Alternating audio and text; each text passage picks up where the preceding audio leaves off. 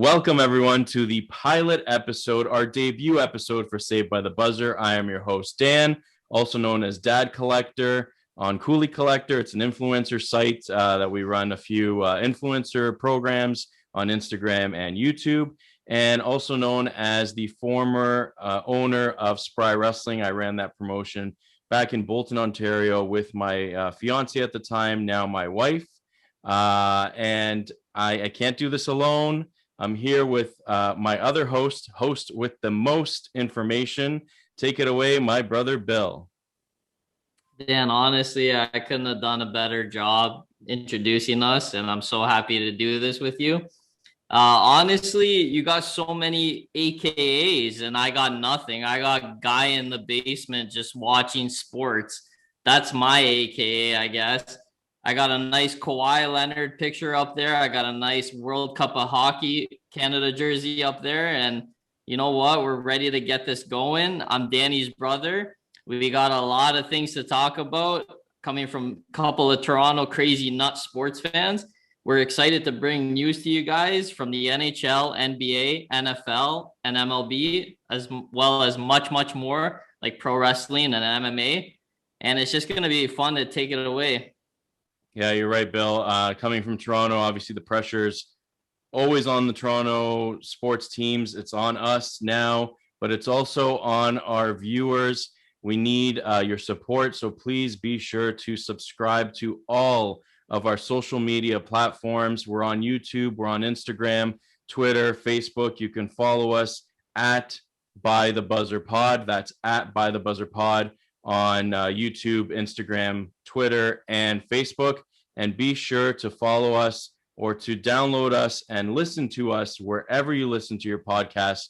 We're on Google Podcasts, we're on Stitcher, Spotify, Apple Podcast, radio.com. We're all over the place. So make sure that you not only download us, listen to us wherever you listen to your podcast, but drop us a review as well. It really helps us grow. And I know we're going into our introductions for the first time, but we also have to do a little bit of housekeeping. If you are interested in sponsoring our podcast or partnering up with us, you can send sponsorship opportunities to our email at savedbythebuzzer@gmail.com. Or if you have any questions, you can send us to that email as well. We'll respond hopefully within a good amount of time. The email again is savedbythebuzzer@gmail.com, and that's for any questions that you guys may have, comments. If it's a review, please go to those podcasting channels so we can document those reviews, and sponsorship opportunities. You could check us out on that email as well. So each and every time that we drop this podcast, we will be recording, so you guys can check us out on YouTube as well, see some of our facial expressions.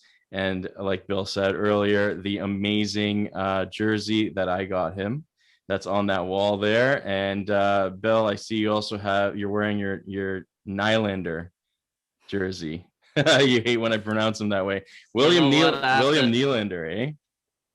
I got to represent William Nylander because he's getting a lot of hate lately. And we're going to discuss some of the things that a lot of fans have said and a lot of sports analysts have said. So we're just going to dive into that, and you're going to hear our opinions on it. We'll dive into that momentarily, but since you're showing off what you're wearing, I'm wearing a Raw shirt that my wife made with the WWE logo on the side. I love these Raw and SmackDown shirts that the WWE wears each and every year at the Survivor Series. So that's what I got to represent today. And Bill, I think that's that, unless you have anything else for the weekly roundup or introductions.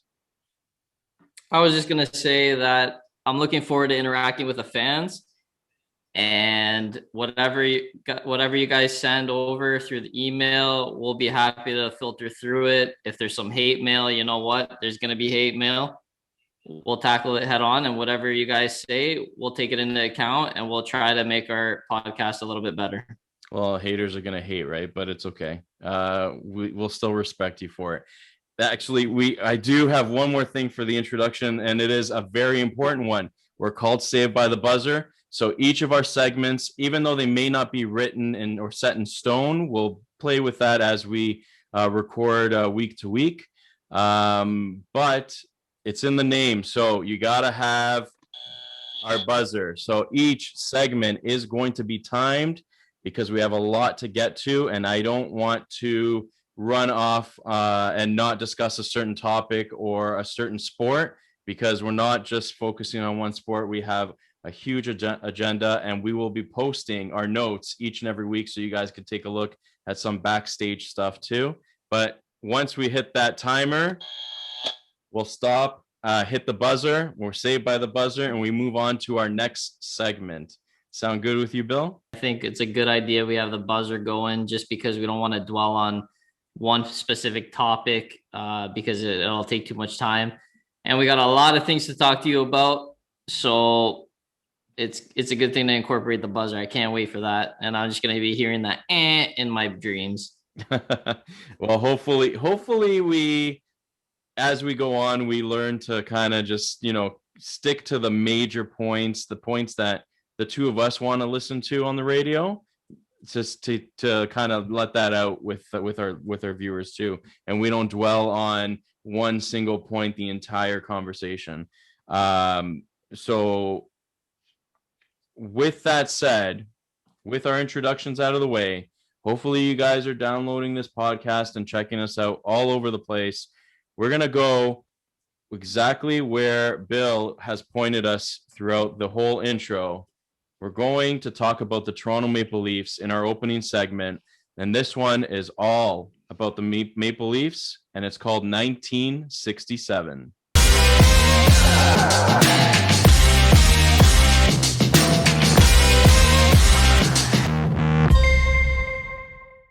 All right, guys. So as you can see, I'm wearing this Nylander shirt. We're getting into our 1967 little segment here about the Toronto Maple Leafs. They're starting on a hot pace. It's their second best out of their franchise ever, 15-4-2. You can't get any better than that. But you know what I hear a lot of Nylander grief from a lot of fans, a lot of sports analysts. And that's where we just want to start off here. You're going to hear a lot of little opinions from me and Dan over here. You're going to hear a lot of little rants about what we think of these players and what we think of the Toronto Maple Leafs as a team. And hopefully you guys agree, but you know what? If you disagree, then we're going to have to hear and we're going to have to rebuttal. We're going to go back and forth. So we're open to whatever you guys have to say to us. And I think it's just going to be fun. But what I want to say about Nylander, honestly, is we know what he is. We know he's a streaky winger. We know he's kind of like a Phil Kessel, where he has some hands. He's got a good shot. But you know what? These things are going to happen where you don't see him score for a while, or he makes a mistake in the defensive zone, just like yesterday's game against Calgary Flames and Mangiapane when he scored. You got to look at that and you got to just chalk it up as, you know what, that's who he is. But you know what he did? He went and scored in overtime. He went and scored a greasy goal in the paint. And you just see him. If you look back last year, he had an amazing amount of percentage for where he scored his goals in the hot zone, in the paint, in front of the net. He's a guy who he wants to get in front of the net. He wants to do, get a greasy goal, get a rebound. He knows what he has to do.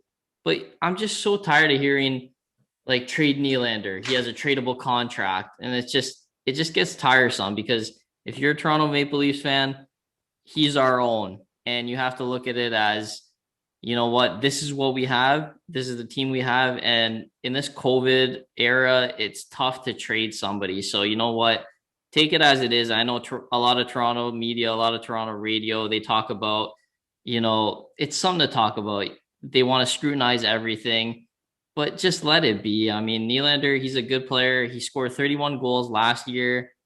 I mean, that's an amazing goal percentage, because they had a shortened season. They had to close it for COVID. So, I mean, it is what it is with Nylander. I think he's a great player, and I think it's just going to be a good season this year. And like you said, he's a streaky player, but when he's on, he's on. I each and every year I kick myself for not picking him up in our fantasy league. This year I have him. So I'm hoping he doesn't go on as many streaky streaks and just like tears it up. But it is what it is. That's the type of player he is. And you mentioned the comparison with Kessel. I think he's a little bit of a better player than Kessel. And he is also younger. He's still a young guy, so he's still making not just the mistakes mentally or physically on the ice, but just he's just a young guy and outside of the ice, outside of playing hockey. So I don't know. We don't play professional sports, so we can't get into that mentality when you do get on those cold streaks or hot streaks.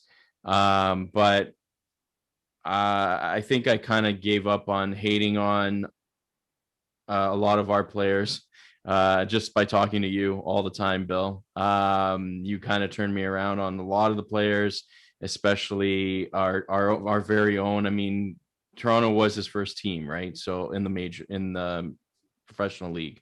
I loved his dad when he was playing in the NHL. So whatever, like all these other media outlets can trash him or whatever all they want.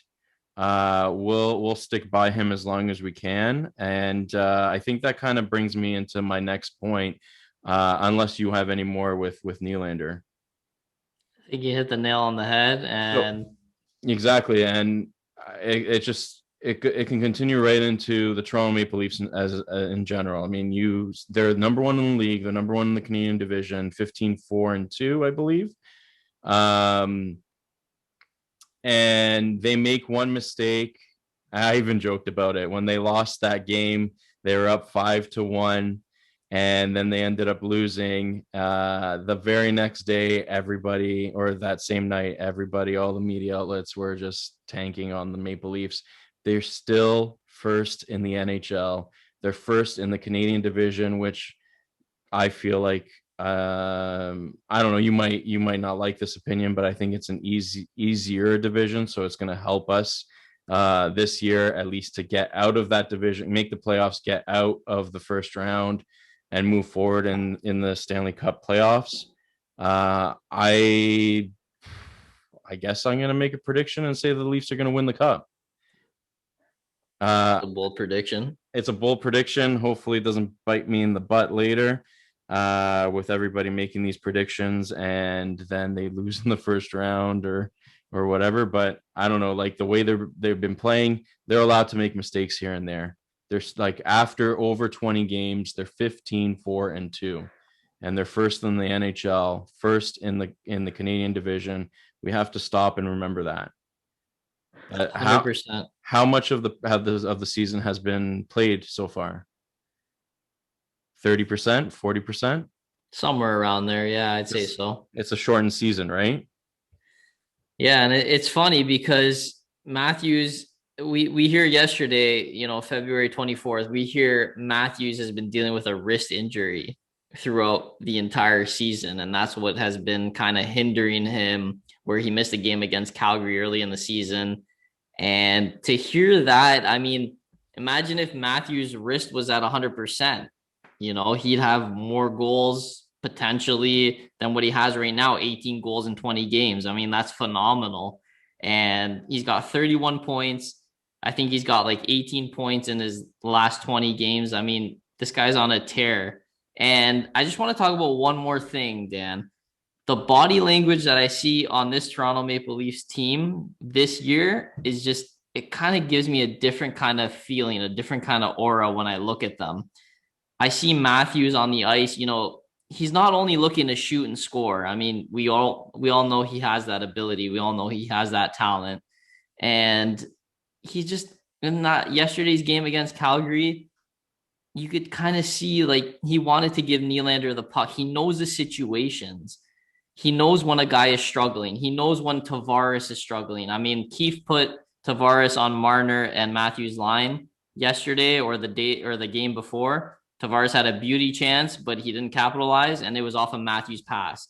I mean, I think he understands the situation. He can go in there and rip the shot, but I think he wants to share the puck. And when another teammate scores, like a Thornton or a Nylander, you can really see it on the ice. He's happy for the guy. And that's what I really admire about a player. And that's what I think is different about this Toronto Maple Leafs team. And I'm really excited just to see where it's going to take us this year. And like your bold prediction, I agree. And we don't agree on much, but we do agree on the Maple Leafs have a really good shot at winning the Stanley Cup this year.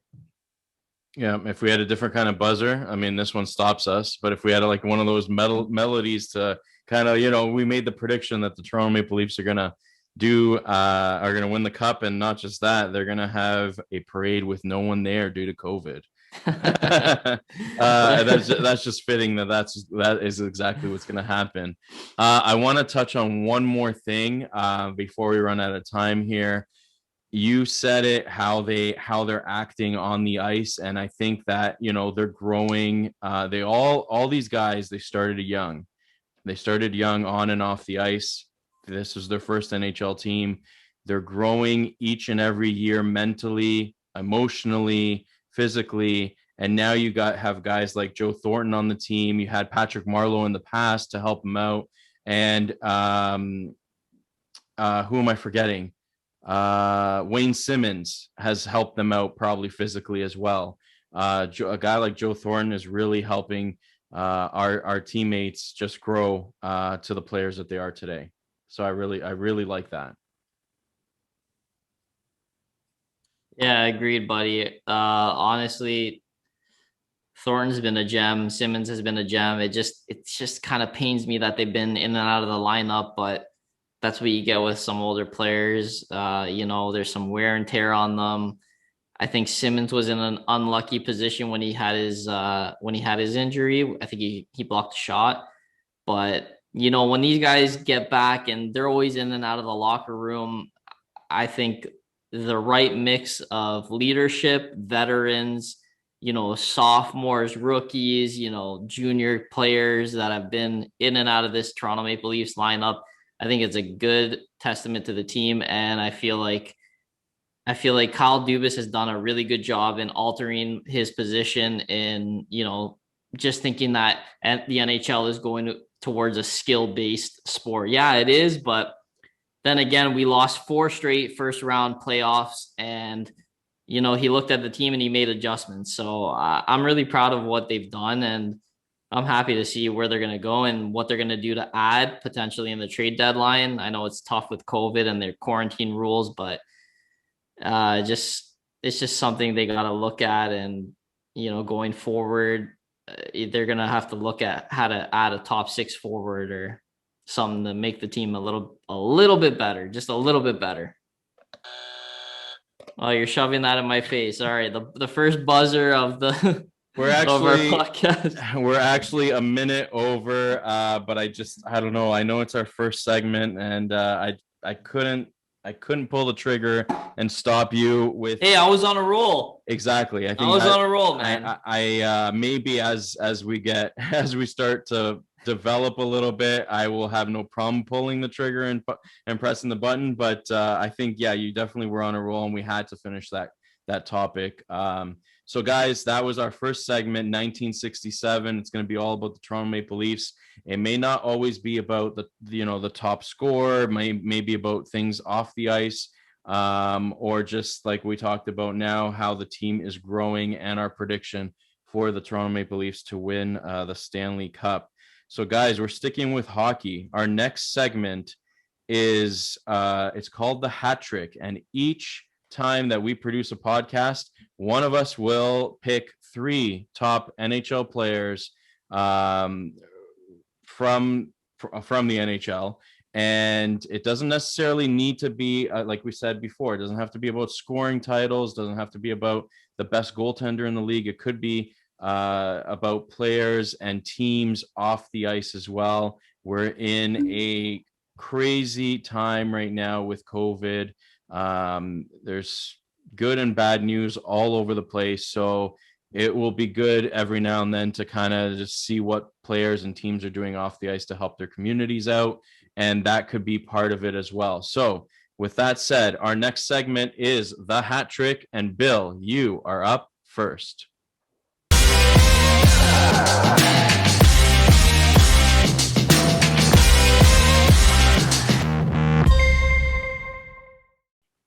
Thanks, Dan. Honestly, this is a really, really good segment. I was thinking about it all day. I've been thinking about it since we started talking about the podcast. And I really like how you incorporated, it's not just players we're going to be talking about, players on the ice. We're going to be talking about what they do for their communities. And, that's something that really resonates with the area that the player is, the player, the area that the player is playing in. And today I want to start off with Tyler Seguin, because we all know about Texas and how they've had their, harsh winters. They're not prepared for these harsh winters. A lot of their homes, a lot of their infrastructure cannot withstand the cold temperatures that they've been having, the snow. And there's been a lot of turmoil in that state, and it's really heartbreaking to see. I mean, it just to venture off. I mean, Kendrick Perkins, NBA retired basketball player, he shared photos on Twitter of his home, and I mean, it's just heartbreaking to see. Just the foundation just caves in. Roofs are caving in, and people have passed away from carbon monoxide and things like that. But not to dwell on things like that, but that is life. And it's crazy to hear that a lot of the Canadians, a lot of the people of the East Coast, a lot of the people who, live in the New Yorks and the Bostons, they've been offering a lot of help and a lot of tips as to how to, deal with this harsh weather. And it's given a lot of people from Texas, the strength and the, power to move on and how to deal with this. And, Tyler Seguin, he actually opened up his home in Ontario to fellow Dallas Stars players who lost power, who don't have heat, and he told them, hey, come up to Ontario and I'll take care of you. I mean, Tyler Seguin, that's a class act right there. We know he's been with Boston. He got traded to Dallas, and you really see his maturity, how his his development as a player, but also as a human. I mean, you love to hear stories like that. And even Jamie Benn on that team, he's opened his doors in Texas for teammates and staff, whoever has trouble, getting power and things like that. I mean, that's just phenomenal to me to hear. And I don't know about your thoughts, Dan, but honestly, that's warming to my heart. And I love to see that. I love to see a player contribute, a player of that caliber, open their hearts, and just great to see. Well, definitely, especially for a first segment to pick like a good story. I know the tragedy is just terrible. I saw those pictures but not just what you were sending me, Bill. I mean, it's all over the place. There's even non-sports athletes that are sharing photos, like Big Brother stars and like everybody that lives down there. They're just sharing what they're doing with how they're flushing their toilets, how they're like waiting weeks for plumbers and everything like that. So it's good to hear, at the end of the day, that the Dallas Stars have their doors open, whether it's somebody in Boston, whether it's somebody in Ontario with Tyler Seguin, opening their doors to help out the team and the community and their players. So it's definitely a feel-good story. It still is tragic, and it still is going to continue to be tragic until everything is fixed down there. But yeah, it's definitely nice to see that that's who you're picking this week. So the Dallas Stars, Jamie Benn and Tyler Seguin for the hat trick, and hopefully things turn around for them quickly. I know the snow and everything's melting down there, so the situation is turning a little bit now to the positive. Still a lot of damage to be fixed, but it's good that everybody's doing what they can down there to help. And in this instance, Tyler Seguin came home to Ontario, so he's helping out whoever he can north of the border too. Yeah, and honestly, that Seguin and Ben pick was just one. That counts as one of my three for the hat trick. because I just want to go into another. It's not easy to segue from that heavy subject, but just staying on course with another Canadian. Big game for them, Boston versus Philly. I'm talking about Patrice Bergeron. It's a little bit of a better feel good story. It's funny. You guys may have seen some Twitter pictures, some photos flying around of how Boston they came onto the ice with these funny, ski retro jerseys, just keeping it light, keeping it funny. And I just admire something like that because, Bergeron, he always seemed to me as a captain, and they had Boston had their Zdeno Chara for what seems like years and decades, who was the captain, and Bergeron was deservedly he should have been considered a captain years ago, but because they had such great leadership in Chara, Bergeron was next in line, and he finally got his chance to be a captain. And I just feel like that game in Lake Tahoe, that was just a fun thing to watch. Funny to see these guys come out in their ski retro jerseys. You're used to seeing these players come out in suits, and to see them actually come out in like these funky colors, these baby blues, these pink colors, these nice neons. It's funny to see because they're making light of the situation, and it's a Yeah. hard time right now with COVID and the pandemic. I mean, coronavirus has taken a toll on everyone, and it's just hilarious to see like these guys just taking the time to like, let's coordinate outfits and let's make some fun here. Let's get some viewership, let's get some fans going. And you know what, as a sports fan, I really applaud that, because sports is something to me like I think it's really important in my life, because it's something that I could just kick my feet up and just not think about anything. And I really appreciate something like that. And that stems from the captain, Patrice Bergeron, and that was just fun to watch. I don't know if you got a chance to look at the game, but I know they had ice issues, but they made the best out of it. And even that Colorado Vegas game was delayed, but Bettman stepped up, and he said we're gonna play it at midnight Eastern, and they made it happen. So they fixed the ice, they got it going, and the players just looked light and airy, and I think it was just a great overall turnout. Yeah, and at a time like this, I mean, you got to do stuff like that and adjust and just continue to go with the flow. So yeah, well, they corrected whatever they needed to do, and they still put it on for the fans. I know it was a late game, but it was still good to see. Going back to like the what you're talking about with what the Boston Bruins did, it's something different. I mean, everybody always, the assumption is they're coming out in suits, they're coming out in whatever Armani or whatever suit. I don't wear suits. I'm t-shirt and shorts all the time. So, but just to see something like that, and the color, like that trendy, colorful neon, all that stuff sells, and all that stuff is fun to watch, and it's a nice surprise and a nice change of pace from the suits. So I did see that, and I loved seeing it, and it's good that you're bringing it up again. I love talking about it, so, and hearing about it. So thanks, Bill. Anytime, brother, anytime. My So no, go ahead. I was just gonna say, I don't know how much time we have on the buzzer, because Dan has the buzzer this week.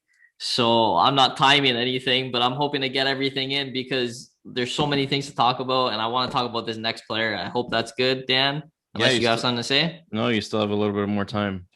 All right. So this next player, he's not a current player, but I think he deserves some praise here. A lot of you Leafs fans may know him. He used to play for us. It's Mark Frazier. He just actually got a new role with the Toronto Maple Leafs. It's called Equity, Diversity, and Inclusion.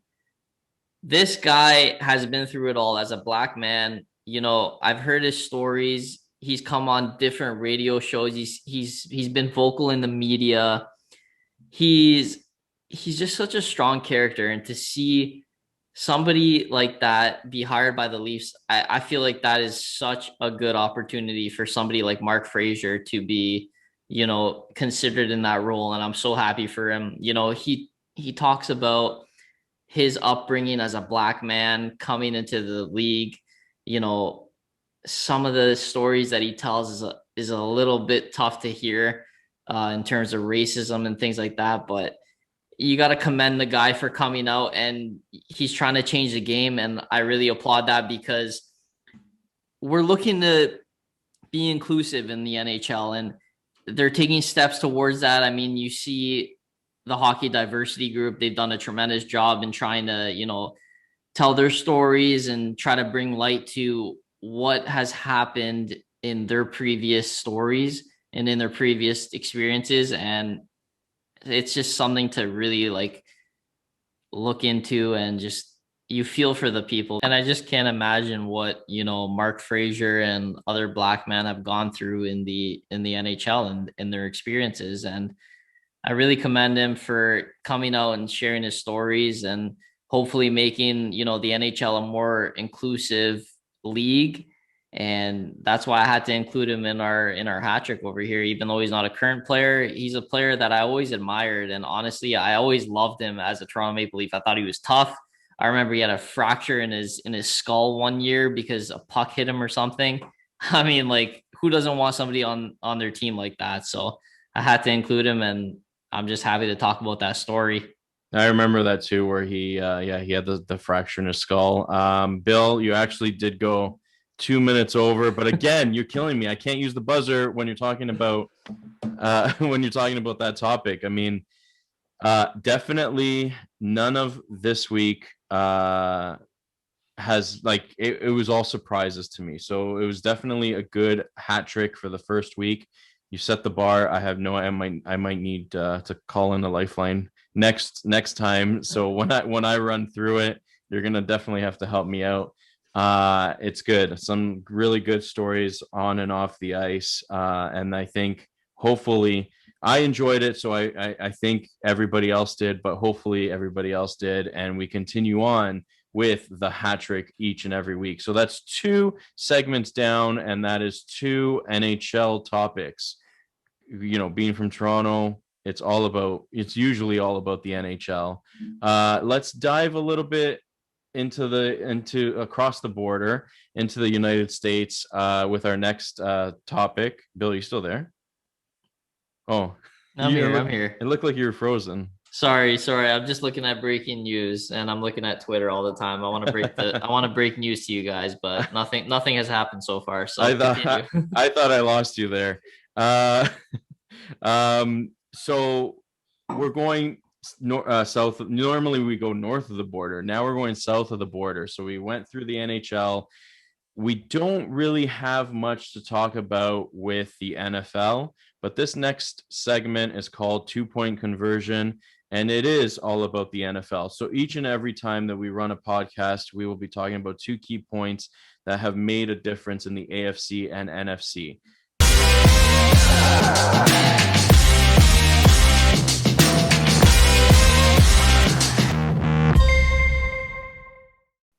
Because we don't have the NFL, and because the Super Bowl was a couple weeks ago, I think the two main points that we need to discuss today is Tom Brady and JJ Watt. Tom Brady, do you want to open up on Tom Brady? Dan, you know how I feel about Tom Brady, and I'm sure you're tired of hearing me say Tom Brady, Tom Brady, Tom Brady. This guy, he's in his early 40s, and he has just continued to be clutch. He continued to have ice in his veins. And, Dan, I mean, we've grown up together watching sports. We've always discussed, we've always ranted about, different topics. And I mean, we always share the same kind of hatred for Boston sports, but damn, do we respect them. And, it took me a while to actually respect these guys, but I mean, in my maturation process, I mean, I started respecting these guys because nobody has ever done what these guys have done.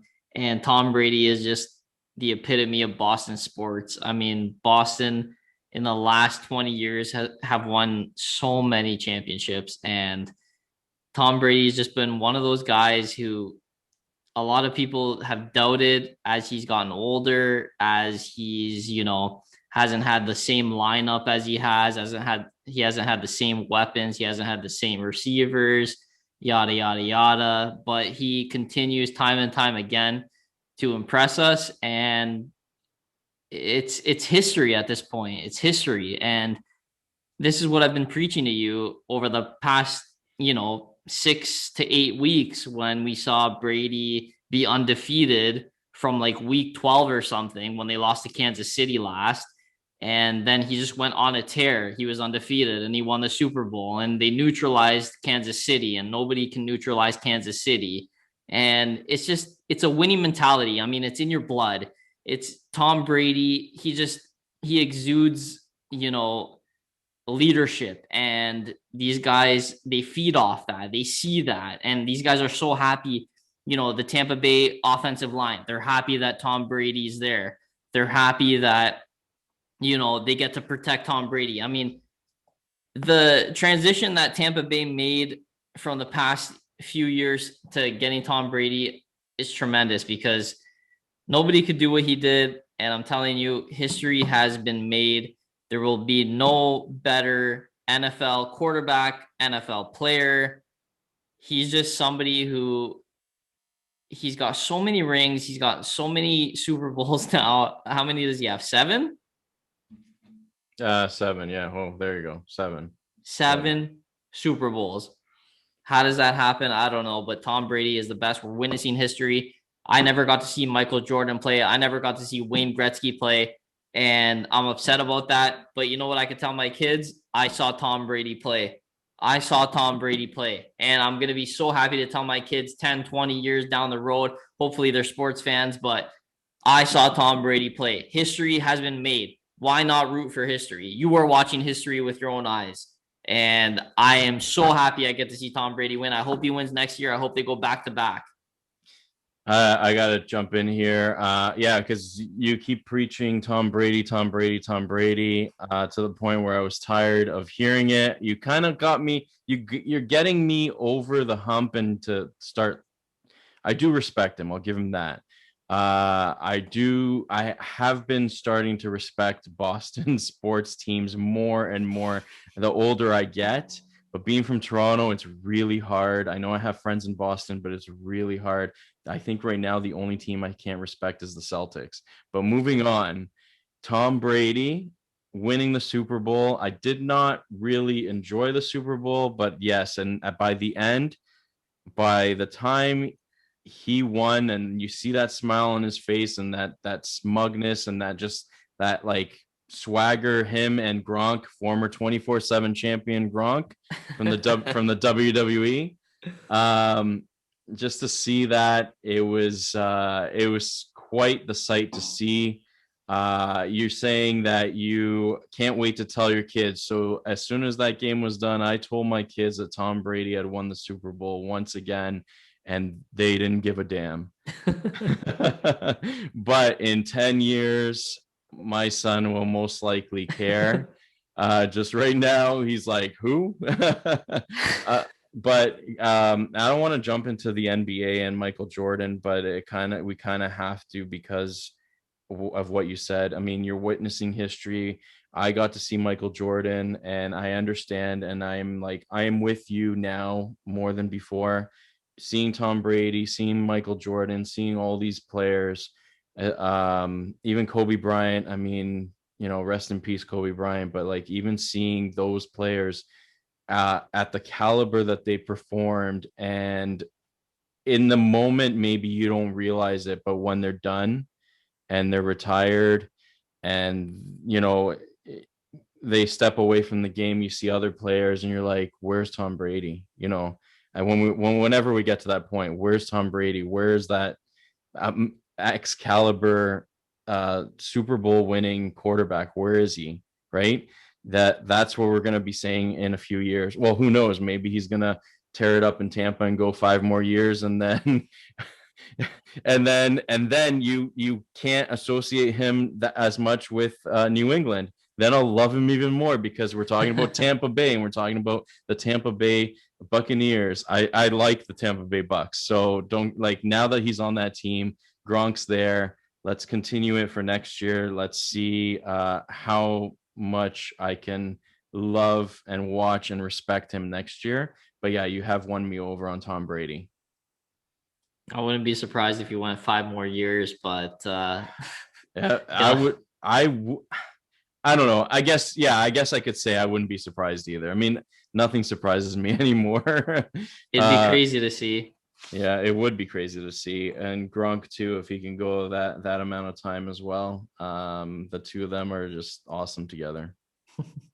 All right, so we got a couple more minutes. Do you want to dive into talking about the free agent frenzy with JJ Watt? Yeah, we'll talk a little bit about it. I mean, we know JJ Watt has wanted out of Houston, and they made that clear this month, and they're working towards, JJ Watt's working towards going to a different team. And I've been hearing that he's getting 15 to 16 million dollar offers a year. So there's been a few players in play. I think it's the Titans, Bills, and the Packers. Those guys have the front lead on JJ Watt, but it's kind of disheartening to hear because I would love to see him be with his brother TJ in Pittsburgh. That'd be crazy to see. Their defense would just be crazy to me. I mean, that'd be fun to see. If JJ Watt, swats a fumble or swats an interception and TJ just picks it up and goes to the end zone. That would be funny to see for me. I love, like keeping in the family, the siblings, different siblings. Yeah. You know, No, I just want to jump in here. Like when we were kind of talking about it, you're the guru of sports. So I was asking you rather than searching on it on the internet, where is he going? When you said that he most likely is going to be going where his brothers are going, I mean, I don't know. I like that a lot. If that happens, I mean, they're not just going to have a great team at the end of the day, but these guys, you need family, especially at a time like now. And who knows how long this is going to be going on for with this situation. So if that happens, I'm all for it. And there might be haters in, with the Texans and or down there because he left. Hopefully nobody burns any jerseys. I know he's gone anyway, but I didn't see any viral videos of JJ Watt jerseys being burned. But if he goes to a team where his family is, I mean, I hope everybody understands that he's doing what's best for him and his family. And, we don't know exactly where he's going to end up, but that to me I would be happy with that. I would love to just keep going in and in on these little NFL, off season things, but I know we got the buzzer, so I'll save it. But there are a few things I just want to dive into, but I just got to keep my cool. And before I hear that buzzer, I'm going to be hearing that in my nightmare. So let's just keep going. Well, Bill, that's good. You actually made it right on, so I won't have to hit the buzzer. We just made it for time. Guys, hope you are enjoying this podcast. Coming up next, we have a very special segment near and dear to my heart because it's all about professional wrestling. We're also incorporating the UFC in there. So each time that we produce a podcast, we'll be talking about the WWE, AEW, UFC, and other key sports entertainment and mixed martial arts. Obviously, New Japan Pro Wrestling, Impact Wrestling has to be included in there as well. Also coming up later today on the podcast, so you're going to want to stay tuned. We have Hamilton's very own Rip Impact. He's an independent wrestler. We are going to be interviewing him, asking him all sorts of questions about his career, if he's ever worked for the WWE or any other major professional wrestling company. And we also we talked about this a little bit beforehand when he agreed to do our pod. We're going to ask him some questions about Brody Lee.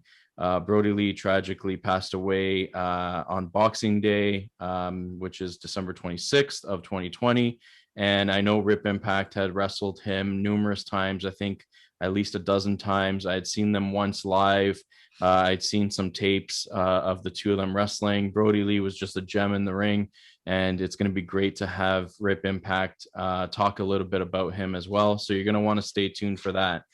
But before we dive into our wrestling segment, we have somebody very special from Impact Wrestling, and he's going to lead us into our next segment, the King of the Ring. This is Impact Wrestling's walking weapon, Josh Alexander, and you are watching Saved by the Buzzer. Coming up next is the King of the Ring with Dan and Bill.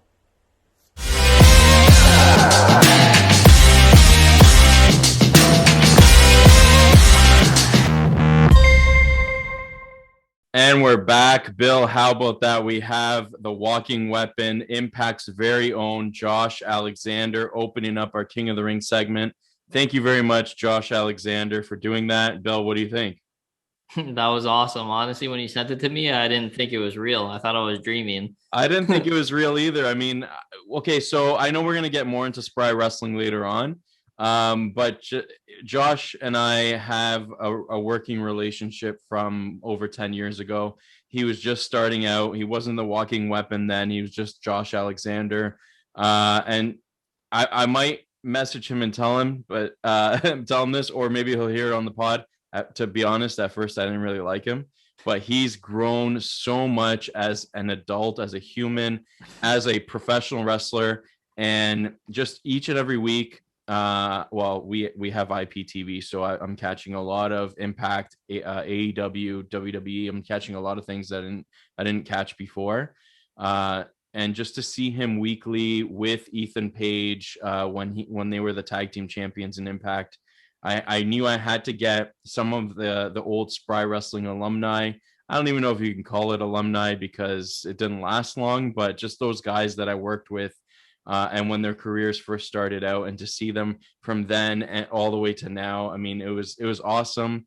I just sent him a message asking if he could do it, and 5 minutes later, like, this guy's a gem. 5 minutes later, I had a video sitting in my inbox, and thank you very much, Josh Alexander, for doing that.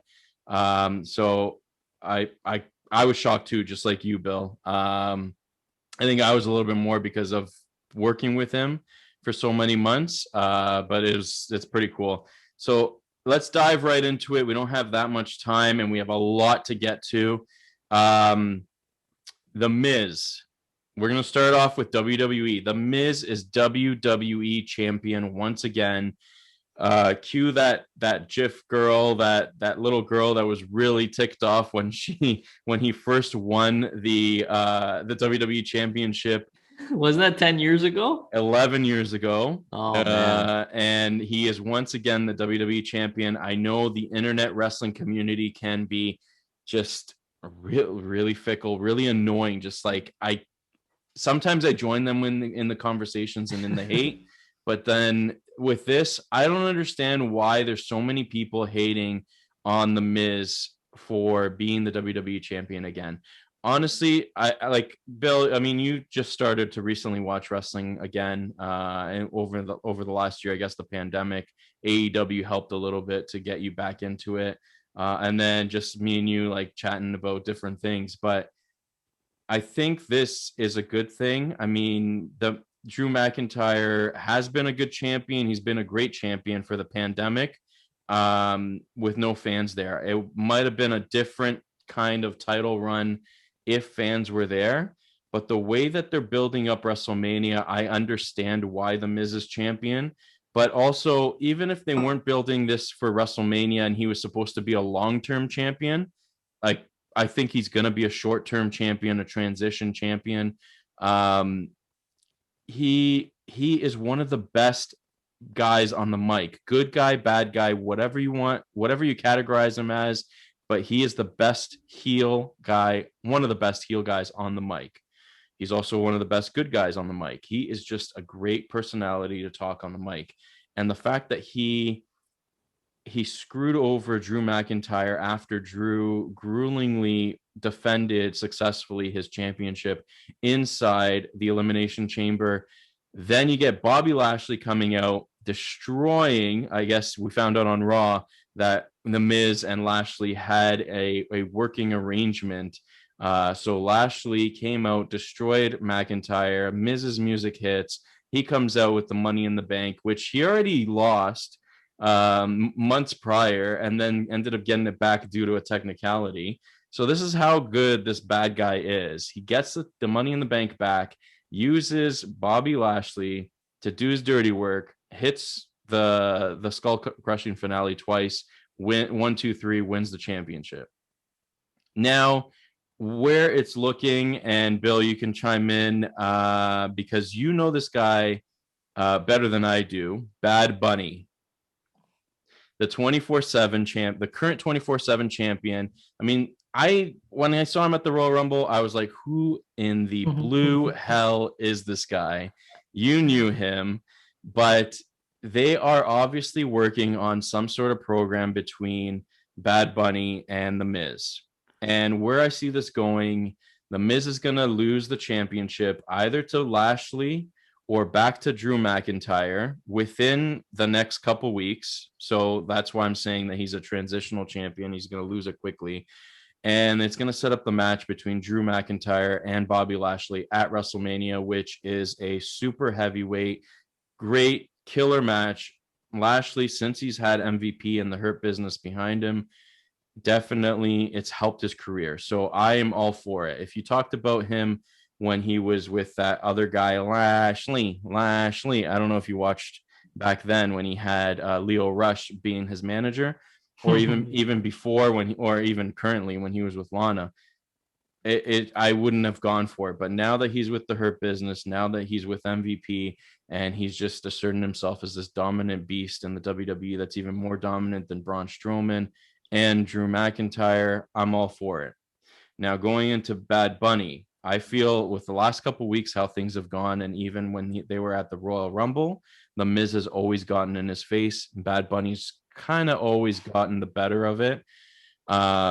So more than likely, Bad Bunny's going to cost The Miz the championship, leading to a tag team match with Damian Priest and Bad Bunny versus The Miz and John Morrison. So who is Bad Bunny, Bill? Honestly, it's funny you should ask that. You know, in today's music and vibes, as the kids like to say, Bad Bunny he's an artist, and it's funny to see the WWE use Bad Bunny as a 24/7 champion. I find that funny because there's so many other better wrestlers out there. Like if you're looking to get the Spanish audience more involved, I mean, there's Andrade. I've always seen him wrestle, and he's impressed me. He's impressed me like tremendously. And I get it. Like Andrade might not be good on the mic because his English might not be the best, but he had Vergara there. Zelina Vega, and she's no longer there, but yeah, you're right. He was going nowhere. Sorry, I just got to chime in a little bit. So Yeah. he was going nowhere in NXT. And then Zelina Vega, they teamed them up together, and they both instantly became stars. They moved over to Raw and SmackDown, back to Raw, and Vega went away, and all of a sudden, I don't know if he's injured, but all of a sudden Andrade goes away. So I don't know. Sorry, go ahead. No, I was just gonna say, like, thanks for correcting me, but I get it where the WWE, they want somebody who's good on the mic, they want somebody who's good wrestling. I understand that, and just to touch on the point that I feel like The Miz is kind of deserving in that retrospect, that The Miz is deserving of the WWE Championship. I mean, I've heard him speak on the mic plenty of times. He hosts sometimes The Challenge on MTV. It's a show that I love, and he actually started on The Real World, something that I watch on MTV, and he's just a funny character, and you need some kind of personality to go along with some of the backstage things that they show on WWE. That's something that I've always loved growing up, seeing the backstage stuff. And when we used to go to venues to see it live, I'd always be like, oh, I wish I was backstage, because like it always looked so fun. And that's something that I always liked about the WWE. So you know what? I really like what they've done bringing the Miz in, and I feel like what you said is true. He's going to be a transitional champion to set up the match of McIntyre and Lashley. And this past week on Raw, I mean, you saw Lashley basically demolish Strowman, but I don't know if I mean Strowman. I feel like Strowman should get a chance, but anyways, that's a discussion for another day.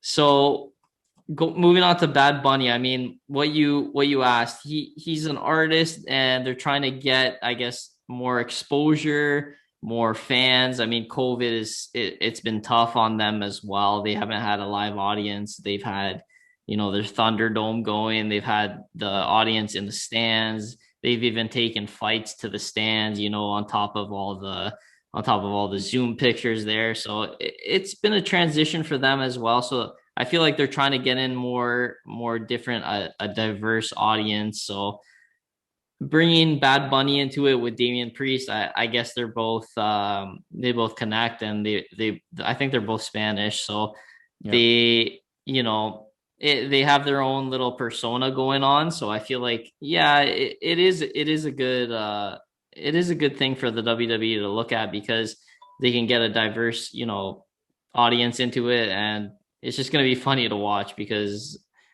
the 24/7 championship, it's hilarious, because R-Truth has always been Yeah.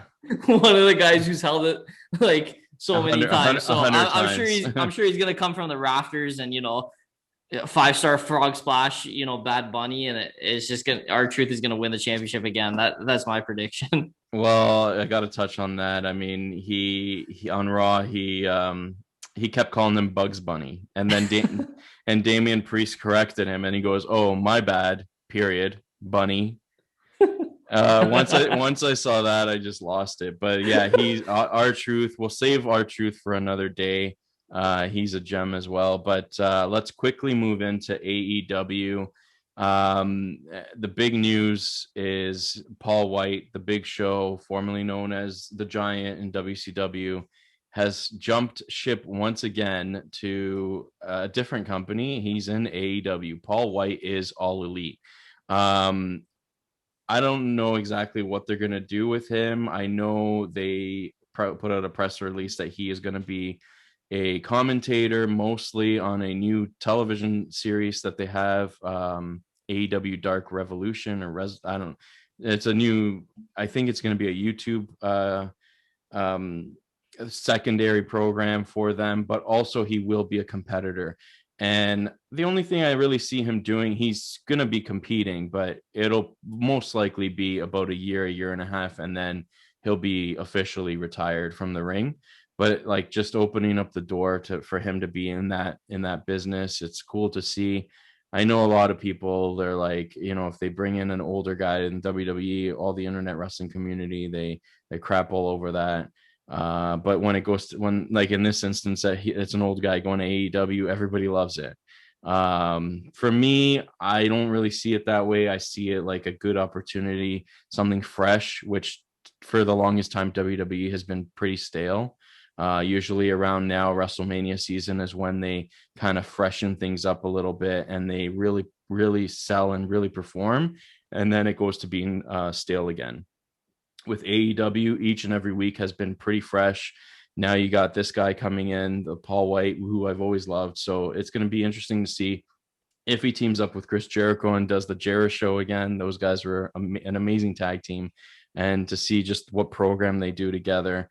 But it's definitely, that's why I said earlier with Tom Brady, nothing really shocks me anymore, because I never in my life thought that the Big Show, Paul White, would leave WWE, and it happened this week. So it's just, anything can happen. In any professional sport, anything can happen. I'll just touch on this quick, because I know we're probably running out of time. You got the buzzer in hand, but I think we were talking about this recently, about how AEW just somehow tries to, just bring back from the dead these guys like the Big Show, Jericho. Like, they have a way with incorporating them into their shows, and I mean, Jericho, I love Jericho on the mic, to be honest with you. And I think he's great on the mic. And for now Big Show is going to be in AEW. I feel like that's just adding another element to the show. And I was talking with you earlier, and I was saying, what made Big Show go to AEW? Were they ponying up some money, some like absurd amount of money? Does his influence with Jericho kind of play into this? Is he a Tampa Bay, resident? Is there local talent involved there? I mean, I feel like it's a good move for AEW. You're gonna see, Paul White do a little commentary. I heard he's gonna wrestle a little bit, so I'm excited to see that. And I think AEW just continues to surprise me in the fact that, growing up as a wrestling fan, and I know Dan, you were more of a wrestling fan than me, but you always had me looking at different wrestlers and learning different wrestlers. We had this card game, and we had all these action figures and whatnot. All these old school guys, Triple H, Big Show. And it's just funny to see AEW come up and snag these guys like Big Show, Jericho. Like, I'm wondering who's going to be next. So it's keeping me interested, and I can't wait to see what develops from this. And I'm more and more interested in AEW at this point than WWE. That's just me per se, because I feel like they can play off their storylines a little bit more. They had more influence to do that. I mean, WWE gets a little bit stale. They give the same guys the same opportunities and whatnot. But we're gonna dive into that a little bit more. I know we're running out of time, but I just want to say that for our little segment over here. I know we're out of time, so we're out of time with that segment. But just you talked about the card game when you were a little kid. That card game, that WWF the game. The Rock and Stone Cold Steve Austin, those two cards were their rookie cards, and I asked Mom if she had it still. It's gone. It's in the trash. But those two cards are worth hundreds of dollars, and if you get them graded, they're worth thousands of dollars. So I'm kicking myself for not keeping those safe and secure. Bill, as we're done with that segment, coming up next, we have our interview with Hamilton's very own Rip Impact. But before we get to that, we have our first sponsor. And I just want to talk about, this is a local sponsor. It's a baker that is located in the Simcoe area, and it's a very special sponsor. They're actually down the street from me. Each and every week, I get fresh macarons made for me. This local sponsor it's absolutely delicious to have these macarons, and they make them for any occasion. It's macarons by Laura Maria, and like I said, different flavors, different designs. She's got all of the different designs and flavors under her belt. For the Super Bowl, I actually had giant football macarons. Just for the whole theme of the Super Bowl, they looked amazing. I tried to keep my family away from even eating them so I could take a picture. So check her out, guys. She's located in the Simcoe area. Macarons by Laura Maria. You can check her out on Facebook and Instagram at macarons.by.Laura Maria. That address again is at macarons.by.Laura Maria. I know it's a long one, so we'll post the links in our description of this podcast, and we'll post a way to get in touch with her. Get in touch with her if you're in the Simcoe area for fresh, delicious macarons. They are incredible, and you are more than guaranteed to like, once you bring these home, Bill, they are gone within minutes. So you might as well get a couple boxes, right? Am I right? You don't have to tell me twice, buddy. It's those are phenomenal. I've been eating them on a daily, and got to give some support to our local businesses over here. Those are, scrumptious, and give them a try if you're a listener, if you're a local listener. Yeah, that's awesome, guys. Check her out. And like I said, we'll have all of her social media pages and a way to get in touch with Laura Maria on our podcast and our social media pages. So guys, coming up next is the Rip Impact interview. You're not going to want to miss it.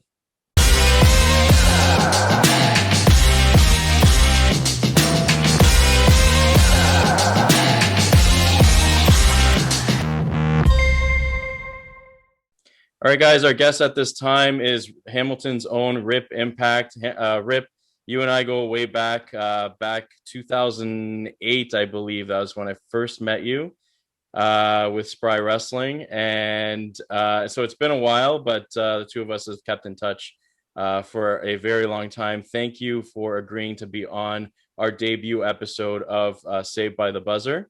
I think I just got to start with so everybody can get to know you a little bit better. Where does the name Rip Impact come from? Oh, can't believe it's been 13 years since the Spry days. It's good to reconnect with you and see you face to face now. I'm glad we've been able to keep in touch. Get right into it.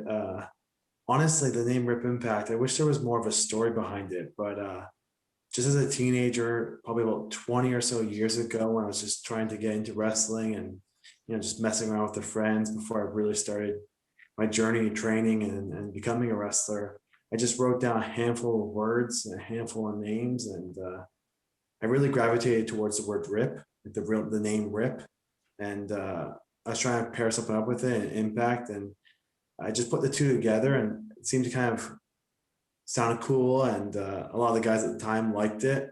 I honestly didn't know if it would stick, but I mean, here we are almost 20 years later since I've thought of it. You know what I mean?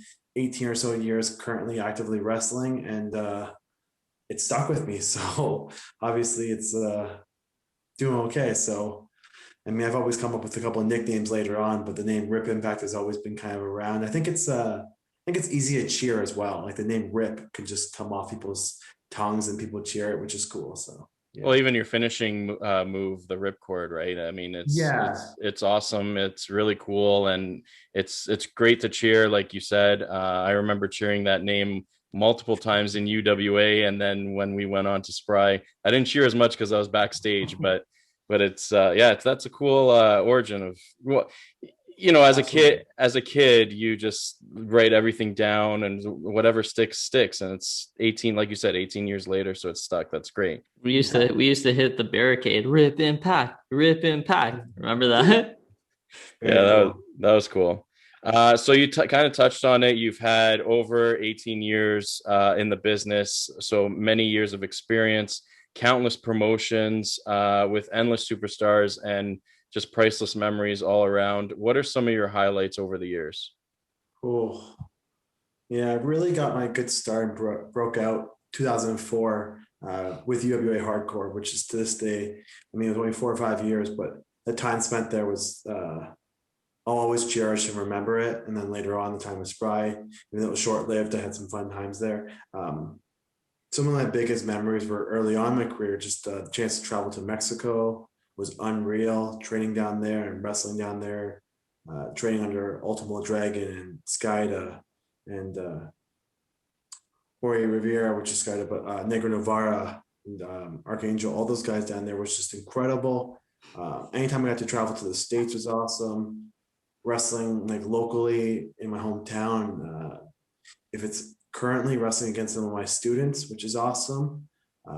Or wrestling against superstars like the likes of AJ Styles and Christopher Daniels before they were signed to independent shows in the last couple of years, wrestling with superstars like Cole Cabana. Probably one of my favorite matches of all time was a couple of years ago against Speedball Mike Bailey. He's one of the best around, and that's a memory I won't forget.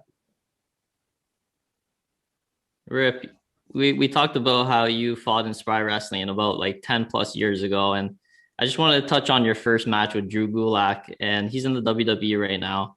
Just wondering if you had any experiences with the WWE or any other major wrestling companies. Yeah, absolutely. And those would tie into the last question as well. Like some of my best memories and experiences have been with some of the top tier promotions. I've got to do a lot of work with Ring of Honor, which is just an awesome, incredible promotion that I love working with, and working with some awesome talent there, like Tommaso Ciampa, who's in NXT, and a few other guys, and just any chance I've got to work with them has been awesome. I've been lucky to be able to dabble into WWE a little bit, doing some extra work with them and doing some tryouts with them. Anytime I got to share a ring with Drew Gulak, be it the first time at the first ever Spry show, was just awesome. But I got to work with him a couple other times other than that, and it's been awesome. And it was actually really cool to come full circle when I was doing some WWE extra work and some tryout stuff there. It was really cool full circle to run into Drew Gulak backstage and talk to him in catering, and like we share some stories, and he almost helped me out of a potential jam. He almost helped me because I needed a pair of shorts. I was able to get them for the second day, but I needed a pair of shorts. But he was there. You know what I mean? I was there for 2 days. He was there offering me a pair of shorts if I needed to borrow them, which is super cool. And he didn't have to do that, but luckily all worked out. But it's been cool having those chances, and we still keep in contact. I still message him once in a while or whatever. And he's doing awesome for himself. And he deserves everything because he's an incredible talent and he's doing some awesome matches. But myself, yeah, I've been able to do some tryouts and some extra work with WWE. I got to do a little bit of work with Ring of Honor over all the years, which has been awesome. Done some stuff, just extra stuff with Impact. And I'm always branching out and doing whatever I can. Over the years, I did a little bit with Dragon Gate and Evolve. I'm just trying to keep myself active and just wrestle locally. Well, nowadays, kind of settling in and focusing on my wrestling school as well. And I remember some of the extra work that you did for WWE most recently. Even my son remembers the conga line with No Way Jose. That was awesome. We were there, and it was really cool to see you. And then once you posted it on social media after, we just kept watching it over and over again. It was really cool. For sure. So Rip, back in December, and we've touched on this a couple times, but back in December, the wrestling world lost a great friend and a legend. Brody Lee passed away on December 26th, Boxing Day. I know that you wrestled him numerous times over the years, and we just wanted to know, what was he like in the ring, in the locker room, and what was your favorite match with him? Yeah, wrestling literally lost one of the best people on Boxing Day of last year. Brody Lee was incredible talent, incredible person, incredible husband, incredible father, incredible wrestler, everything from top to bottom. I got lucky to know Brody pretty much since the start of my career. I got to wrestle Brody several times over all the years. He started just a little bit before myself, but him from being the Rochester, Buffalo scene, and myself just being from the Ontario scene, we crossed paths early on. I think it was like my 10th ever match back in maybe 2004 against Brody Lee in Welland, Ontario. And that was so cool to early on and get the chance to wrestle Brody then. I remember the match vividly because it was at the high school in Welland, Ontario, and it was the first ever time I took a pile driver. So it was pretty cool, and I remember that time. And then just years later, getting the chance to wrestle with Brody. Big events. I did something with Dragon Gate in Toronto. It was a huge pay-per-view, and Brody came out and pretty much made a statement out of me and just laid me out, and he all his patented moves and cut a promo, which was really cool. So it was fun being a part of that, and the chance to build his character there. And I think probably my favorite one with Brody was one of the most recent ones. It was literally just about a month or so before he was moving down to Florida for WWE. I got the chance to wrestle Brody in Buffalo, and it's only like a 7 or 8 minute match, but it was awesome. It was just a great energy, and he just made me look like $1 million. And everyone knew he was going to WWE at the time, but he didn't have to do what he did, but he gave me a great match, and he just didn't hold back. And it was really awesome. And it was so cool they did that weeks before he moved down to Florida and appeared for WWE. So it was really cool. He's just a stand-up person that you can see through the outpouring of love and support that he's got over the last several months. It hasn't stopped. how important and how much of an impact he made to the wrestling world and the world as altogether. Yeah, and you kind of touched on it. I mean, he didn't just look good himself in the ring, he made others look good as well. And Absolutely. he put that forward with each and every match. I remember him multiple times, even in UWA hardcore. Yeah. And I was stunned when I, just as a fan, when I saw him for the first time. I'm like, this guy is a gem. He's so big, but he can move like the smallest guy. And I've heard stories where he's just so supportive and helpful backstage as well. So Absolutely. it's, you could see with all the outpour and the cry and all the emotion over the Mhm. last couple months just from the stories. But you knew, even if you didn't know him, when you hear these stories, you really know the kind of guy that he was. Yeah, he really was a stand-up guy. Like I said, in and out of the ring, and just watching him, like you said, in there, and he elevated everyone to another level. I can still recount a match that Brody had with Jimmy Olsen of the Olsen twins. Jimmy doesn't wrestle anymore, but Colin Delaney does, and then there's Cheech and Cloudy and all those guys that from that scene. But Jimmy Olsen versus Brody Lee in NWA Upstate in Rochester. To this day, it was still one of my favorite matches I've ever watched as a fan live. I wrestled on earlier in the show, and I got to watch that match. It was the main event, and it was just awesome. And Brody, just the type of person that after a show, he'll hang out, he'll talk about the Toronto Maple Leafs. He's an avid Maple Leafs fan. He loved them so much, and he was never afraid to let that be known. Even though he was from Rochester, Buffalo area, he was always the Toronto Maple Leafs fan, and that was actually part of our match that we had in Buffalo. He was wearing a Maple Leafs jersey, and then I think underneath the jersey he had Maple Leafs hoodie. Underneath the hoodie, he had like a Maple Leafs t-shirt.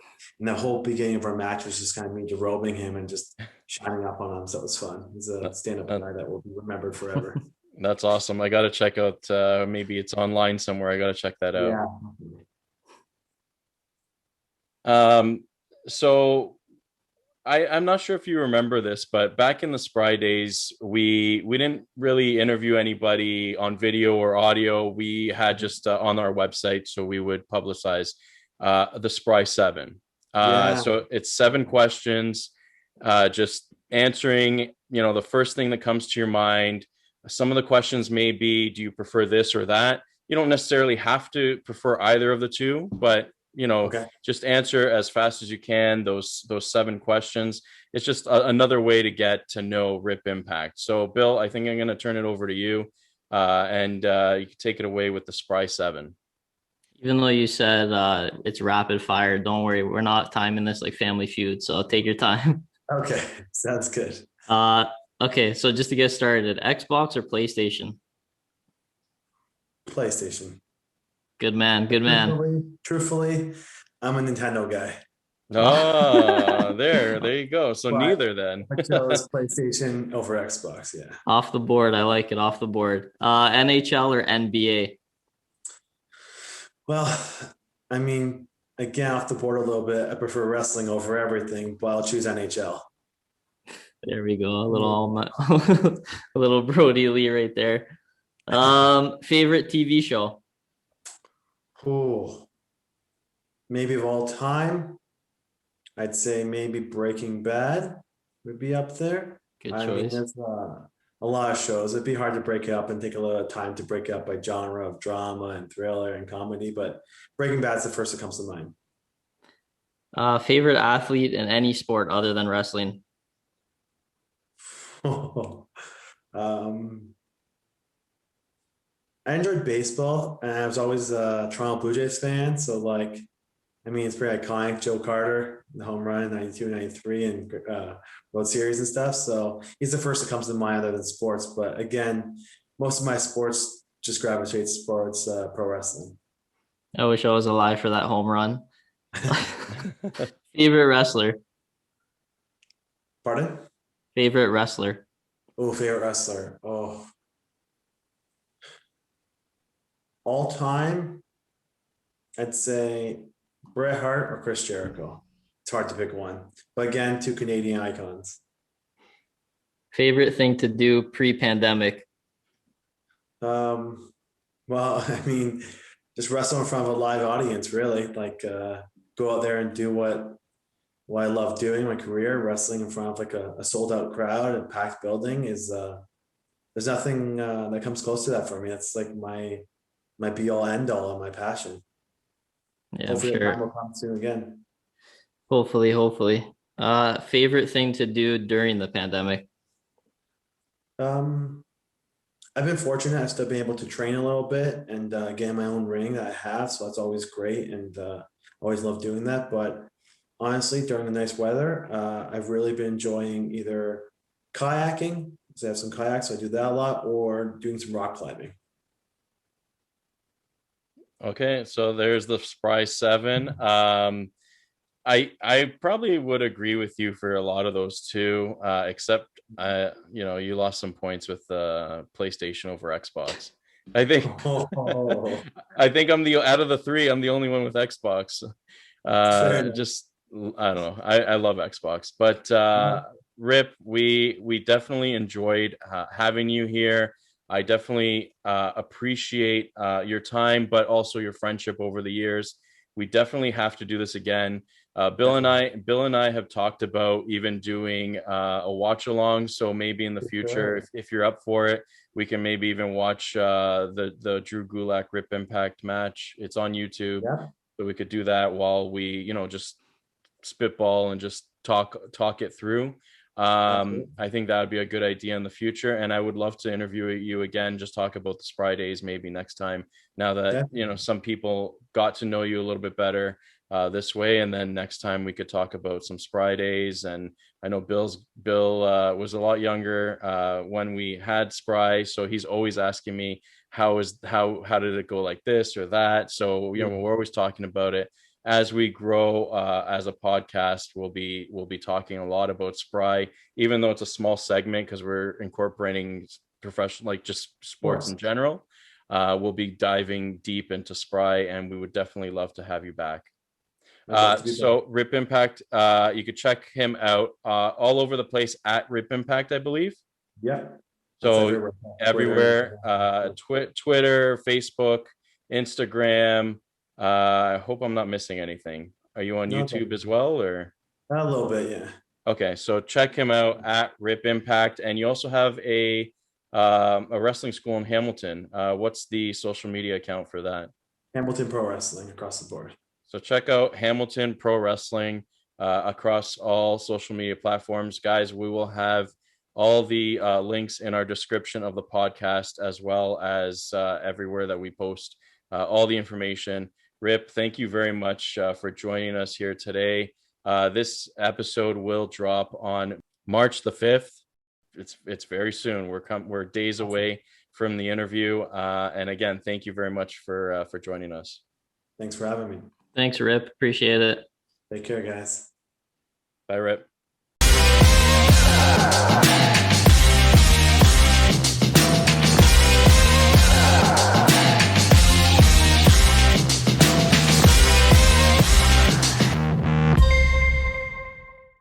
And we're back, guys. Hope you are enjoying this podcast. Up next is our basketball segment. It's called In the Paint. So every time we produce a pod, we'll be talking about the Raptors.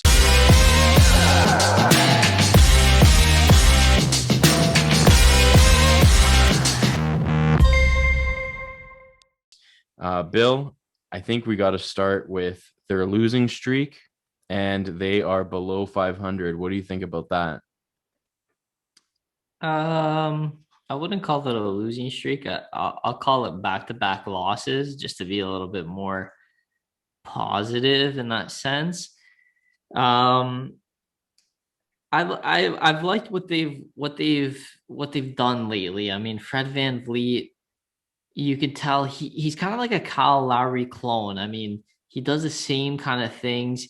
He's great defensively. He's great offensively. I mean, the ball moves through him. He does these little plays where you might not notice at first, but if you really dive into his game, he's a tremendous talent. And I'm kind of upset that he wasn't actually he wasn't listed as an all-star this year. I thought he was deserving. He had a 54-point game with the Raptors, and that's a franchise record. I mean, if the Raptors started, 20-5 or whatever it is, he'd probably be in the All-Star game because a lot of it has to do with team success as well. And I understand that, but he's one of the guys you look at. I think he's played like the second or the third most minutes in the league, even more than LeBron James. So I just feel like he's a guy who he brings it every night, and he's a fantastic quote. I mean, this guy every single night, win, loss, you know, if they demolish an opponent by 20 points, if they get demolished by 20 points, he still goes out there, he talks, and he has such a good, interview presence. He's a smart guy. He says what he wants. He says what he's thinking. He's an all-around good player, and I feel like Fred VanVleet's the guy we got to talk about, and he's going to be the guy we have to talk about for years to come.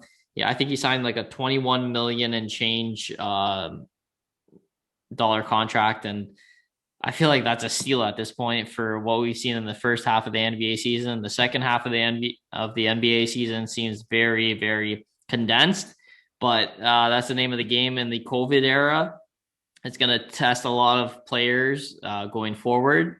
So, you know what? I'm really impressed with Fred VanVleet. I think he's in my picture over here. Oh, he's getting covered by that Canadian jersey, but I'll uncover that next episode so you guys can get to see Fred VanVleet's face when he was shocked that Kawhi Leonard shot that shot in Game 7 against the 76ers. That was incredible. Yeah, and it shouldn't. I think was it VanVleet that should have been fouled this past game, yesterday's game or the game before? It was Norman Powell. He went up for a nice dunk, but Ben Simmons got his arm near his wrist.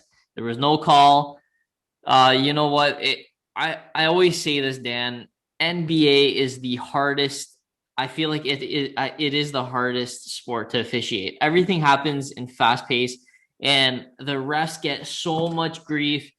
And as a Toronto sports fan, you know what? I would say that's a foul, but when they're looking at it at game speed, it's so hard to determine that. You got to get angles on angles. Some guy might miss it. These guys are humans at the end of the day. I respect what they do. A lot of the Toronto fans think that refs are biased and whatnot, but you know what? They have a job to do as well.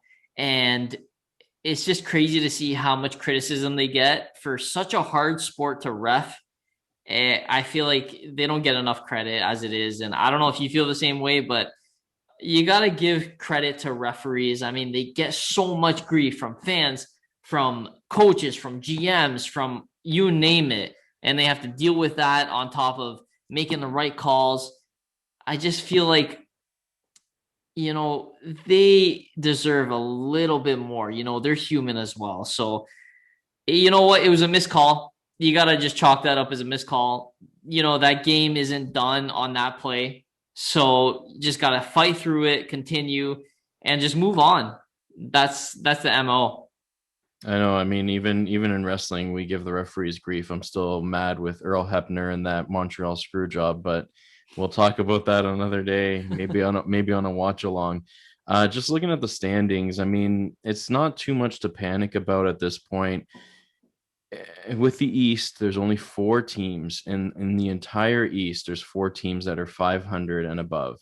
The 4th place team, the team above us, is the Indiana Pacers. They're 500. When you look at the West, there's 9 teams that are 500 and above. So I think, it's nothing to really panic about. It's just, okay, I apologize for calling it a losing streak. I guess a streak would be at 4.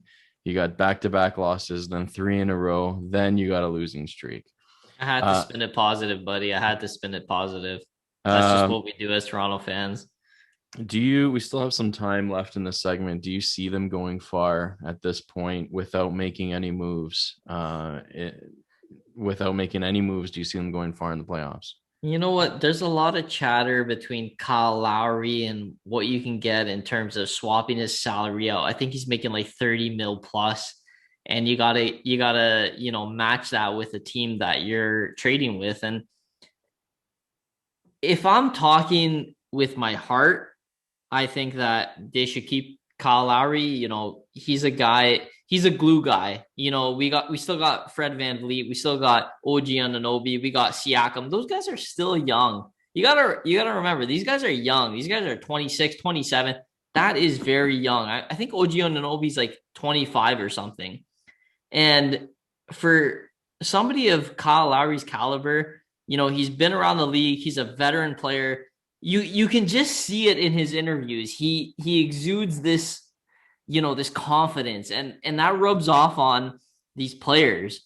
And you think that the Raptors are such a talented team. Yeah, they have talent, but then again, it's that leadership that Kyle Lowry brings. I'm telling you, it stems from Kyle Lowry. I've always been a fan of Kyle Lowry.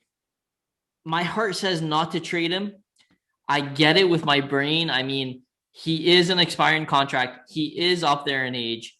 A veteran team may want to look at him as, a really good point guard option, a number one, or even a 1B option.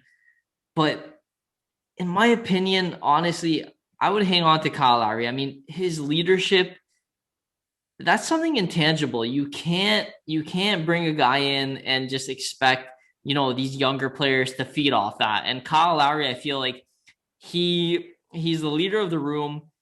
He's a guy that everybody respects in the room. And just for me personally, I feel like the growth of the Toronto Raptors, they need that kind of voice in the room, in the locker room, to, guide them in the right direction, whether that be, I don't think they're going to be a playoff. I don't think they're going to be a contender this year unless they make some kind of crazy trade. But I feel like Kyle Lowry's intangibles, that's something you can't trade. I just feel like the Toronto Raptors are on a good course.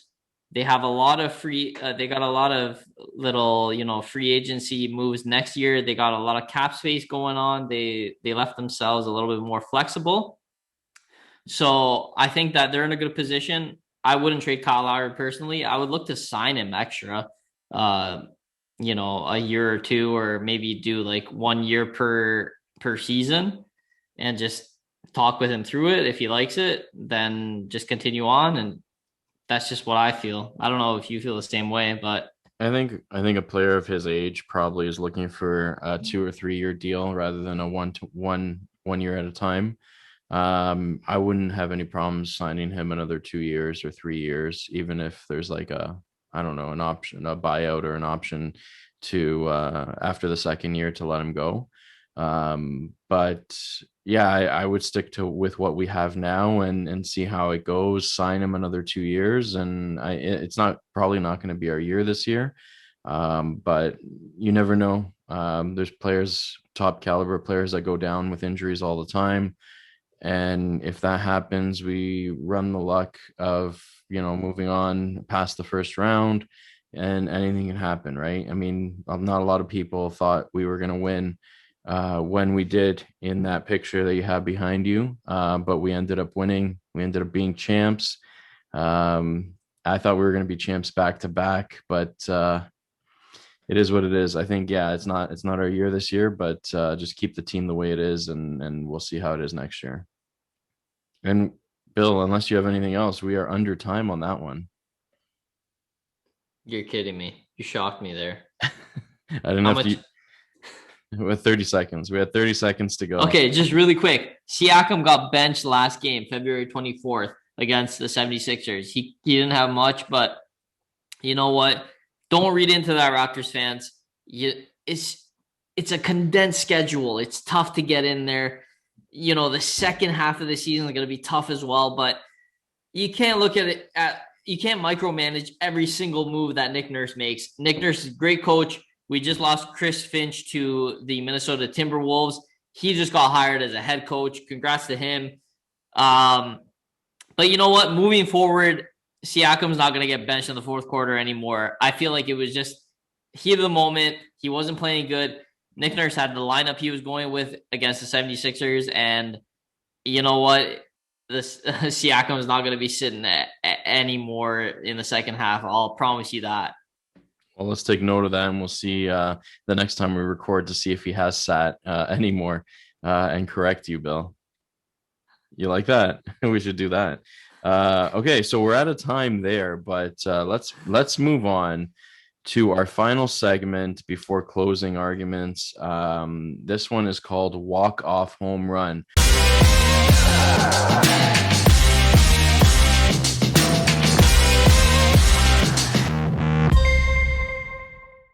So we'll be discussing everything with the Blue Jays and with baseball in general.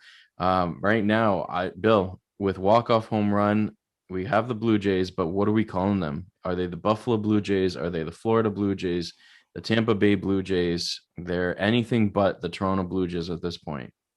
You know what? They have so many AKAs, just like how you did in our first introduction. I don't even know what they're going to be called anymore. But you know what? I'm going to call them the Dunedin / Blue Jays because I don't think that they're going to be making so many different transitions between Dunedin, between the Buffalo Bisons, between Toronto Blue Jays. I don't think they're going to be playing in Toronto this year just because of what's going on with COVID and how strict Canada has been in terms of their, letting different, flights coming in and stuff like that. I think it's going to be a mix between either Dunedin, Florida, or, Buffalo Bisons, like that facility. I just feel like Toronto, you know what? The Canadian teams have been so beat up lately. You talk about the Toronto Raptors being in Tampa. They can't settle down. I feel like last week or 2 weeks ago when the Toronto Raptors said that they were going to be stationed in Tampa Bay, that kind of took a load off Toronto. You could kind of see it in their body language. They got to find a place to live and this and that. There's so many other things that you got to think about. And the same thing goes for the Blue Jays now. But at least the Blue Jays, they said that until May, they're going to be doing their home games in Dunedin, Florida. So there is some kind of, concrete stability. Stability there. Thanks, Dan. And I feel like that plays well with the players there, because it's hard to know, you're living in a suitcase half the time if you don't know where you're going to end up. And with this pandemic, it's really, really tough. So I commend the players that don't know where they're going to be next, if they're going to be living out of a suitcase, if they're going to be living out of a hotel. So it's going to be really interesting to see this year for the Blue Jays. And I'm really excited to see that because Mark Shapiro and the Toronto Blue Jays media on Twitter, they released this player development complex. This place looks phenomenal. Like, this is a playground for anyone, whether it's an athlete, a scout, whatever you call it. It just looks phenomenal. I was talking to Dan about this earlier, and I feel like I read that there's like 6 different full-size baseball diamonds. There's 20,000 square feet of weight room. This place, I mean, if I continued, we'd run out of time. But this place, jam-packed. It's a great facility for the Toronto Blue Jays, and I feel like with their players coming up, with their rookies, with their sophomores, with their draft picks, this place is just gonna be the cherry on the cake. There you go, on the banana split. I haven't had one of those in a while. But shout out to Dairy Queen. It's just gonna be such a fun time for these players. If you get a chance, look at the Blue Jays Twitter.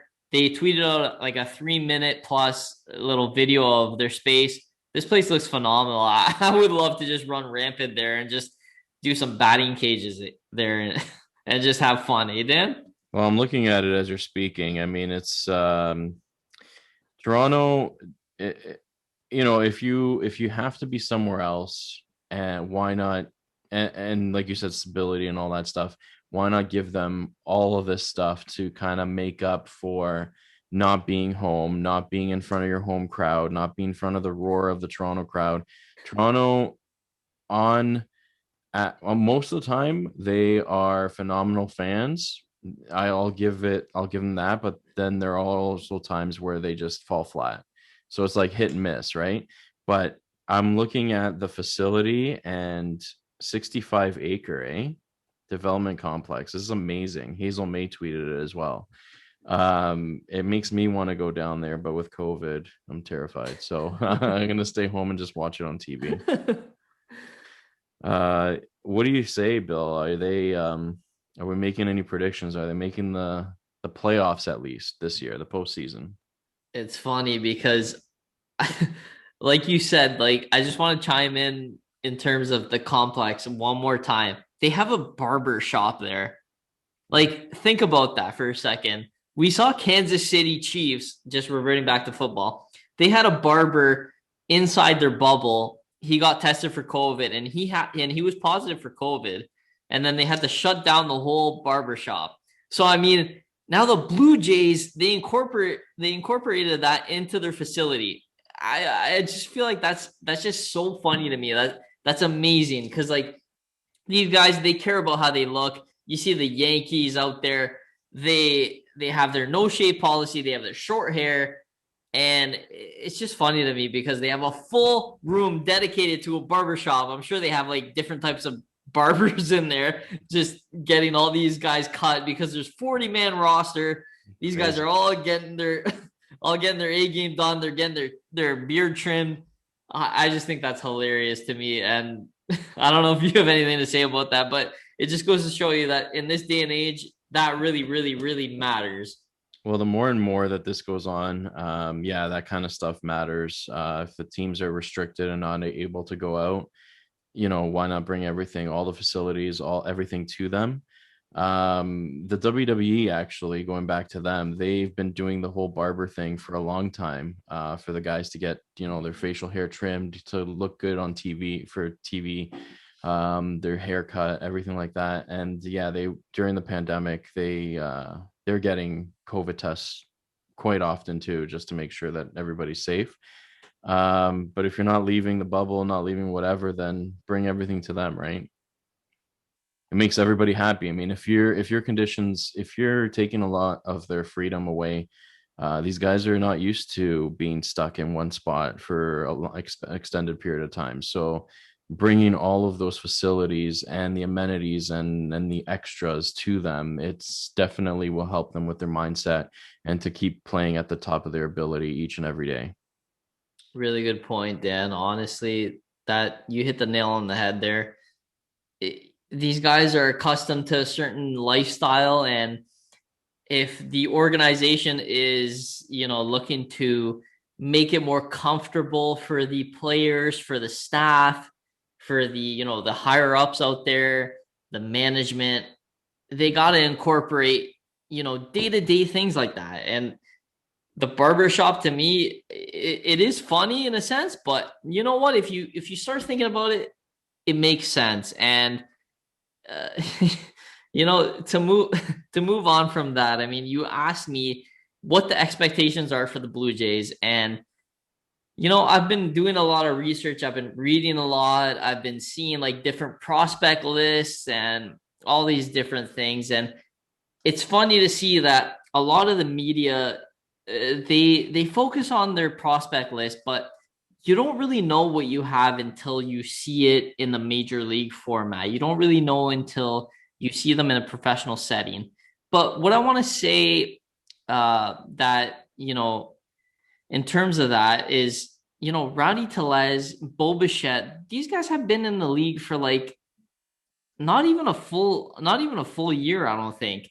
And these guys, they go on the mic, on interviews recently since spring training has opened, and they said that anything less than a World Series championship is a failure. And to me, if these players are saying that, then they really feel that they have the caliber to actually compete, to actually contend with the best of the best, with the Yankees, with, the Dodgers who won it last year. I mean, it really goes to show you the confidence that they have in these players and the confidence that these players have in themselves. I mean, Bo Bichette, I feel like he hasn't played a full season. And for him to say that, that's a bold statement. And he isn't just some nobody. He is Dante Bichette's son. He is somebody who has, done well in the major leagues, hit well. His defense could use a little work, but I feel like this year is different. This year, they're going to turn it around. This year, they got George Springer. They got a few different weapons that they could use, and it's just going to be interesting to see. Their rotation, I'm not sold on their rotation. They got a few guys locked in. I'm looking for Nate Pearson to step up here, and it's just going to be interesting to see because Charlie Montoyo isn't just a natural coach. He isn't just somebody who goes by the rules. He's a guy who uses openers, who uses different guys in situations, who likes the utility, who likes the different, the flexibility. So it's going to be interesting to see. And I don't know if I'm dwelling on this too much, this topic, but it's just going to be so fun. And I cannot wait to see meaningful games played in, in November, in October, whenever they have it. COVID is just going to play a role in this, but it's just going to be fun. And that's it. And that's the buzzer, Bill. We're sorry to cut you off. I had to do it. We are out of time. Hope you guys enjoyed our pilot episode, our debut episode. Bill, don't worry, you'll get a chance to talk again next time. And we'll cut you off each and every time once we hit that max. Just any closing arguments, Bill? I know, I got to say what I got to say to our viewers, but anything that you want to let them know? Okay, I'll let you rebuttal this. We're going to talk about the Blue Jays real quick. Vlad Jr. lost 42 pounds because he had the chance to make his case to be the third baseman, the starting third baseman. And from what it looks like, Charlie Montoyo and Ross Atkins, they said that Vlad has to, focus on the first base, side of things. What do you think about that? I mean, Vlad has worked his off to lose weight, to get in better shape. He said it in his press conference yesterday that he has more quickness to his game. Yeah. What do you think is going to happen at third base? I know they got Kevin Biggio. He's lurking to be the third baseman, but Kevin Biggio is more of a second base player, but they got Semi in there. I mean, there's a lot of mashup there. So I feel like they know what they want to do in terms of utility players, but just what do you think of Vlad and what his next role is going to be? Could they not rotate them between first and third base and kind of swap them in and out? I mean, Vlad worked, like you said, his A off to lose that weight, to get to the weight of not being a first baseman. Historically, first basemen are guys that just, mobility is not their thing. They have a hard time moving, but they're big hitters. So if he's losing, what did you say, 42 pounds?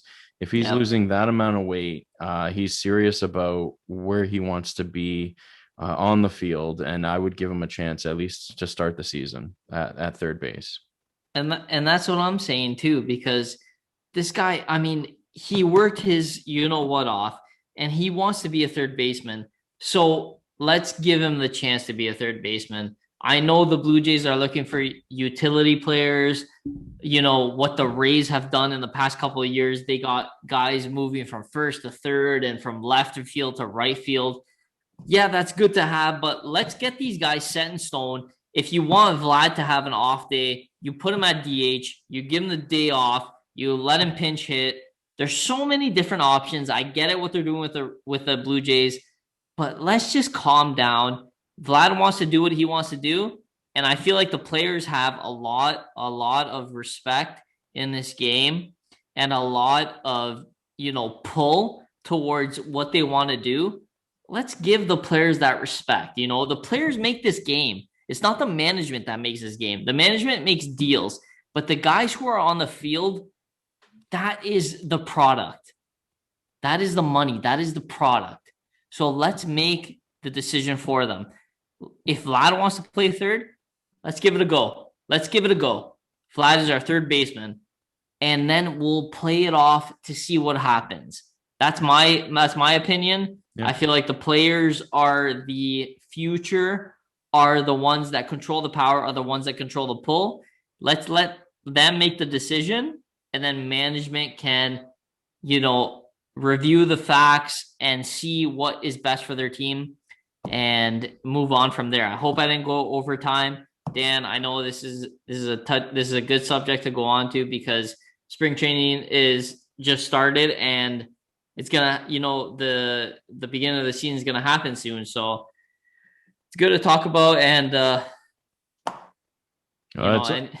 it's okay that you went over because it is our debut episode, so we're just learning the kinks. I'll get a little meaner as I go along and cut you off and make sure we move on to the next topic. But I mean, it was a hard road to get to this point. Guys, thanks for listening.